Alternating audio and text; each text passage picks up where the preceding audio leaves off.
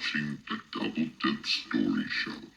Now here's Love Them. Okay, this story is called The Blue Eyes. It's set in the times of back in the days of when raves were in Joburg. Just the starting of raves. It was at this place called Shareworld, which happened to be like a place where they had movie sets for different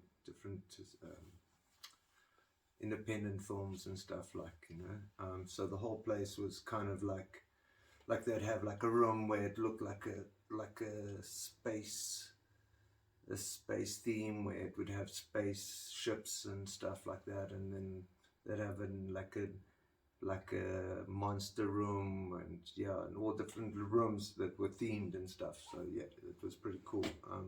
And then so when we got there, we went and we got our trips, which were Blue Eyes, which were this guy with blue eyes, and it was like a little bit longer, elongated. It wasn't a square; it was kind of rectangles. So yeah, and so we got those, and me and my friends had them, and we cruised around all the sets and stuff, and we're like laughing and whatever. And then I happened to just see a couple of other friends and stuff and talk to them for a while, and some of my friends kept on cruising off and walking and stuff. And then, which I tend to do a lot at parties, was I would end up getting really trashed, and then I'd panic about me being lost, you know. And so I was like, I had this like feeling, oh my God, where's my friends at, you know? So I cruised around and looking for them, couldn't find them, went through all the themed rooms, couldn't find them, you know what I mean? So I like started panicking, because I was like, oh no, my God, where, you know, like I've checked everywhere, you know, and this is like at a rave where there's thousands of people, and like the music's pounding and with strobe lights everywhere, so you know what I mean. So like so like start looking. So I walk along the edge of the dance floor, and I'm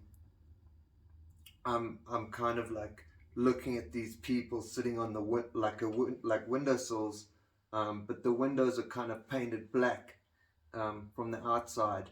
So like when you look at with light reflections, it's almost like a black mirror. So there'd be people sitting down, and as you'd walk past, you'd be able to see the reflection of yourself, like looking, you know. So, which I was like, you know, amazed by, like how my reflection, and then I'm walking along the edge, looking at the people on the if it's my friends, if my friend, and looking at the reflection, and then I get to this point where there's two people sitting on the windowsill, and I look in reflection, and there isn't a reflection, and I'm like, whoa, that's crazy. So like, you know, and still like tripping, I was like kind of like one of those like, oh my God, like I had to like kind of check with my hand, and I was like, oh fuck, there's no window here.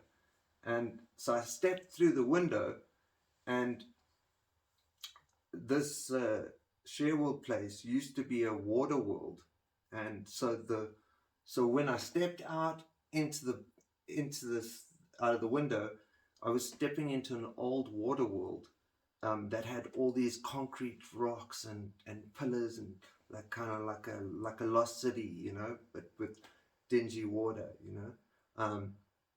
And so I stepped out, and you know, so and at the time I had this like rave horn, and so I was like, oh my God. So I walked out, and I was like, blew the rave horn, you know, and then like I sat there, and I thought, you know, my mates will definitely, they know the rave horn. They like, no one else had rave horns at that time, you know what I mean?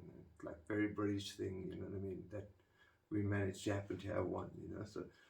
So I blow the rave horn, and wait for a couple of minutes, and then I hear yay, which are my friends, obviously calling out my name, and I was like, oh my God, they're over there. So I was like, they're down there. So I was like, they've gone, like, so I was like, let me get to them. So I'm like, busy. So I start running towards, and I'm blowing the horn, and they're like screaming back to me, and I'm like running along and like jumping down these, like, because every time as I'm running, little, like, the little movements start becoming bigger movements, like like a small little jump off a little rock, but then all of a sudden these rocks are like now dropping 5 or 6 meters down, but I'm still like tripping and running, like being followed by the sound of my friends, and I'm like, okay, cool, I'm coming, Get to the point where my friends on this side of like what it seems to be like a dam,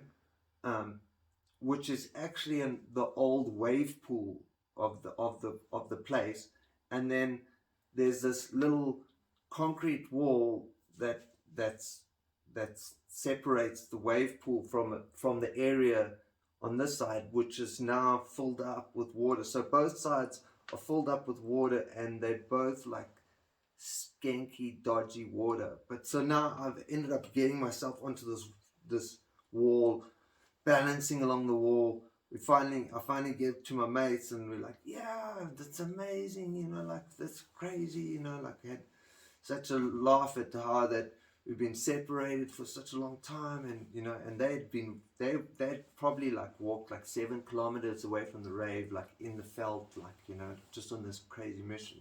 So like we're together now, and I'm like, yeah, cool. So we find this, like, the one hill in the water park that's the highest hill, and we're sitting up on the hill.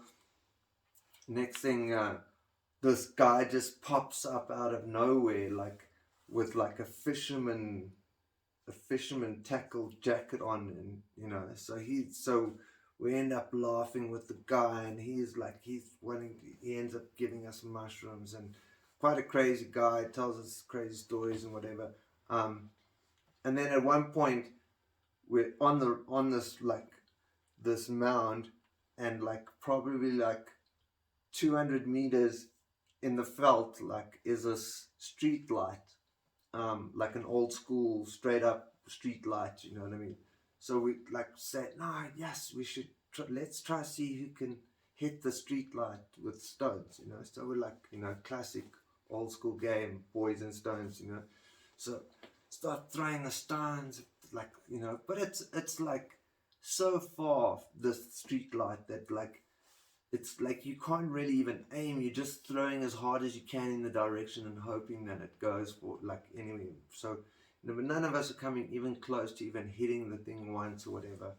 And I look down at this stone, and it's like a little white stone. And as I pick it up, I'm like, have like this trip flash of like kind of like speed up memory of, like, imagine I picked this stone up at the beginning of the night, and I kept it, and I knew that we would come and throw it at the street light at the end of the night, and I kept the stone in my pocket, and I rubbed it, and I rubbed it, and I filled it with energy, and I filled it with energy, and then I took the stone at the end of the night, and I ended up I threw the stone, and it hit the light, and I was like, whoa, that's crazy.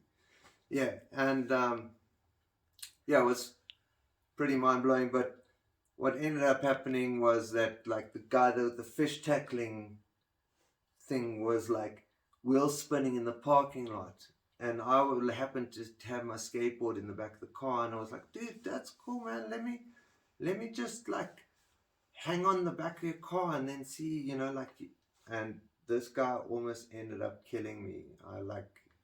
I was totally near death experience. At one stage, I was just literally hanging on the car. I shot my board away, and I was just like dangling my feet up above the ground, and just like, while this guy was just doing donut after donut, while I was just screaming at him like, stop, stop.